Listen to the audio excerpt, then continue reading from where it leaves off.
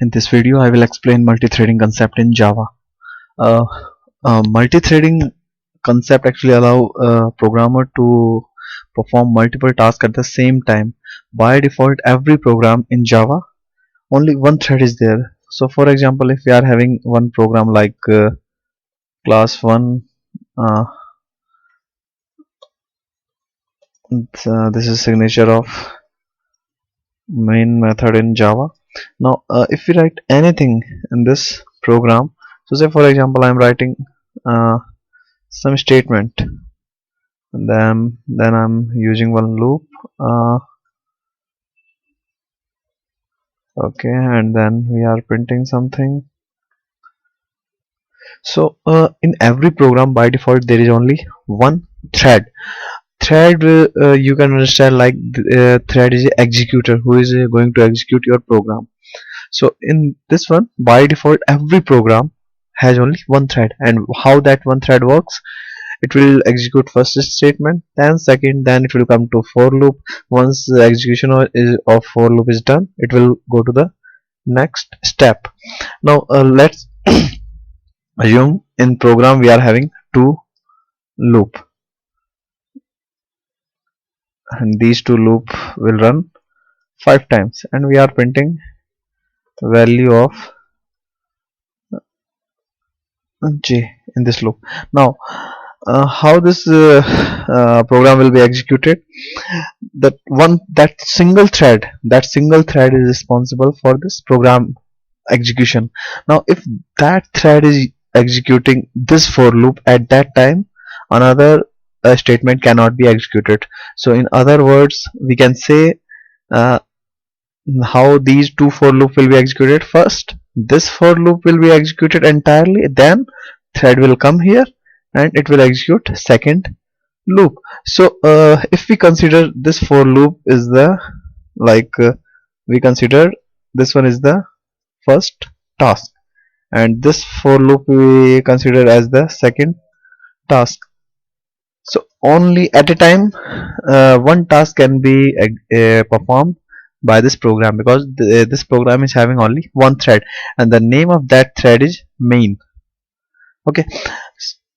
So in case if we want to perform multiple tasks, if you want to execute these two for loop at the same time, what we need one more thread. So one thread, which is our main thread will execute first loop, and second thread will execute this loop. So two loops can be executed at the same time. So for that thing we need to create thread. Now in Java there are two way of creating thread. First way is that uh, you can use runnable interface. So I'm going to demonstrate to you how to create a thread using runnable interface. So the first step is that we have to create a class, and that class should implement runnable interface. This is the first step: create a class by implementing runnable interface. This is the interface already available in Java library. This is the keyword which is used to implement interfaces. So when we say interface actually have only method declaration in it. So here we will define. So the first step towards creating thread: create a class by implementing runnable interface. Second step is that you have to define a method. Name of that method is run. So second method is done. Third method, the code which you want to run parallelly, you have to put that code here. So what we will do, we will want to execute these two for loop at the same time. So this for loop will be executed by our by default thread, which is main, and this loop will be executed by thread which we are creating. So so far we have done 3 steps: creating a class by implementing runnable interface, defining run method, putting code which we want to run parallelly. Now in main class, what we will do, create object of the class we have created. So our name of the class is 2. We have created object of this class.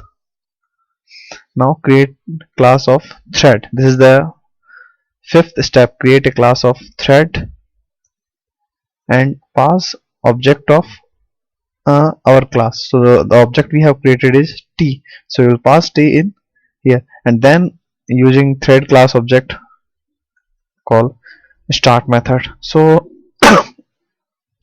now we will see the what is the meaning of every instruction in this one.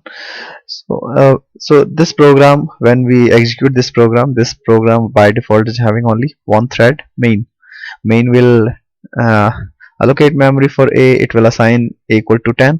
Now here one object will be created t, then one object will be created of class thread. So when we call this method th dot start, at this point of time a new thread will be created. And what is the responsibility of that new thread? Execution of this method. So when main thread will execute this statement, a extra thread will be created, and that extra thread start execution of this loop. And our main thread execution of this one, after execution of start executing this loop. So main thread is executing this loop, and our second thread is executing this loop. So two loops actually executed at the same time. So first task is done by our main thread, and second task is done by our extra thread which we have created. So now we will see the execution of this program, then you will get idea of multi-threading. So here our program is on desktop, so that's why we are moving to desktop. And then okay, it's saying JavaC is not recognized. If you see such kind of error in your system, it means you have not configured Java. So in order to configure, we have to create a path variable, and that path variable value we have to take from in your program files. And Java is there, we will go there, JDK, not JDK. So in this JDK 1.bin, we will take this path, we will copy it, and then in the computer properties, advanced setting, environment variable, and this one. So okay. So now we will close this one, and we will open the terminal again. So this problem occurred because we haven't set the path for the Java executable files, Java compiler and interpreter. So now all done. So we will compile our program. So JavaC is this is the name of Java compiler. So JavaC and name of your file.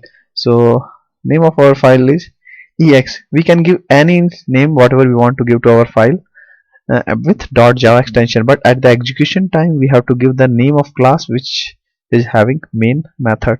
So we want to run this program, so Java 1.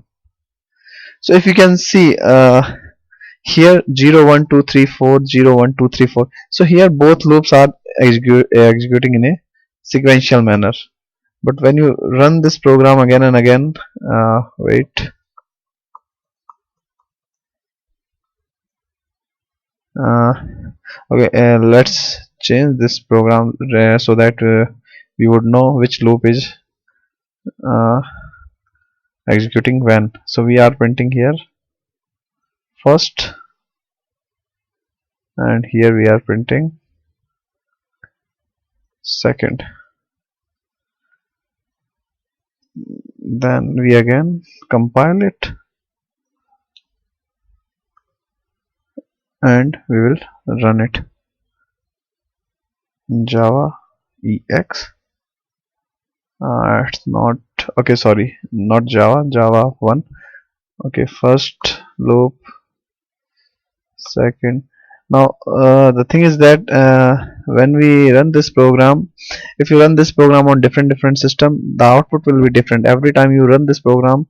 There is no fixed format. So here as we are looking at the output, or the first loop is executing first, but it's not fixed. Sometime you will find that first 0, first 1, and in the middle of first loop second loop will start. So multi-threading, this behavior is not predefined. Every time you will you run on your system, you will like say, this is the one example. If you will see here, first first loop has started, then in the middle of first loop second loop also running. So now both loops are running at the same time, but printing, they are printing one after another. So here you can see first 0, first 1, first 2, and here second 0, second 1, second 2. It means uh, we are having two tasks are running at the same time. And how it is possible?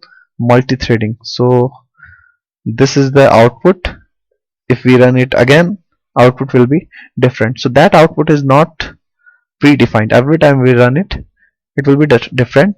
So these four loops now running at the same time. So this is the multi-threading concept. Thank you for watching.